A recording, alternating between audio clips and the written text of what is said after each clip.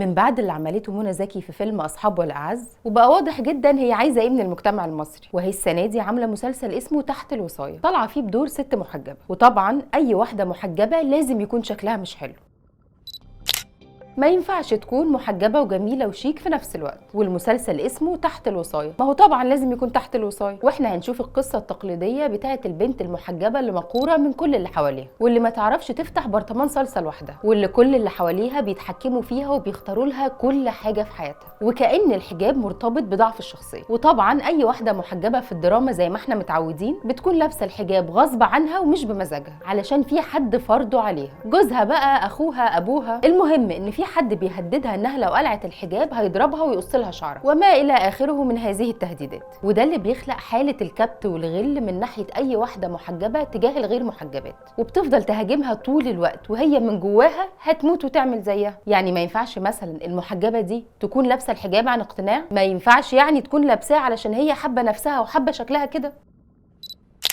ما ينفعش المحجبة دي تكون ست ذكية ومتفوقة علميا، خصوصا ان المحجبات في المجتمع المصري عددهم لا يقل عن غير المحجبات. هي مش فئة قليلة يعني هنفضل نشوه فيها في الرايحة وفي الجاية، دول اكتر من نص ستات مصر. يعني انت لما بتهينهم تبقى بتهين اكتر من نص ستات مصر. طب ايه مشكلة منى زكي مع الحجاب بقى؟ وجاية تشوه الحجاب بالطريقة دي ليه؟ الحقيقة ان الدراما المصرية في معظم الاعمال اللي بتقدم فيها شخصية المحجبة بتتعامل مع الموضوع بسطحية شديدة جدا، وبتظهر المحجبة في اغلب الاعمال زي ما قلنا عنها في اول الفيديو كده. وده اللي خلى الناس تقابل مسلسل تحت الوصاية بكل الغضب والتحفز ده بمجرد ما البوستر الدعائي بتاعه نزل، قبل حتى ما يشوفوا البرومو.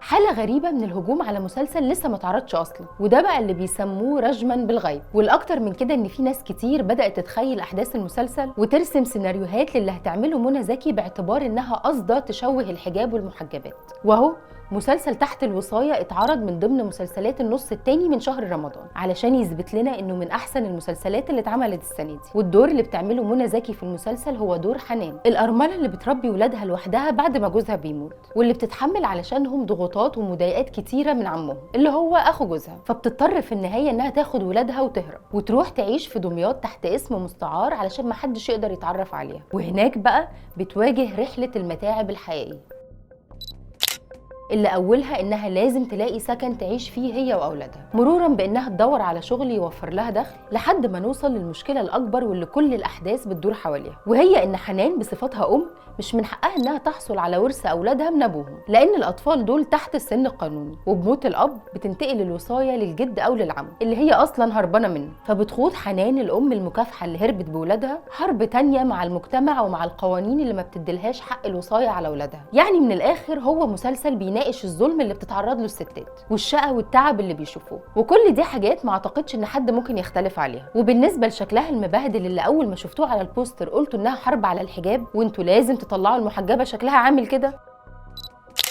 اتمنى بعد ما شفتوا المسلسل او على الاقل عرفتوا قصته تكونوا فهمتوا هي ليه شكلها عامل كده. اصل مش معقول يعني واحده هربانه بولادها وتعبانه علشانهم التعب ده كله هيكون عندها وقت ورفاهيه انها تحط فول ميك اب وتعمل باديكير ومانيكير. بلاش نخلي نظريه المؤامره تسيطر على افكارنا. انا شفت حملات مقاطعه اتعملت على مسلسل تحت الوصايه من قبل حتى ما يتعرض، وده لو مقياس لحاجه فده مقياس لقد ايه احنا بقينا متسرعين في اطلاق الاحكام وما عندناش وقت حتى نسمع الطرف اللي بنهاجمه او نفهم وجهه نظره. وده بقى موقف عام اكتر منه موقف تجاه المسلسلات والاعمال الفنيه. في النهايه مسلسل تحت الوصايه بجد مسلسل كويس جدا، وانا انصح بمشاهدته.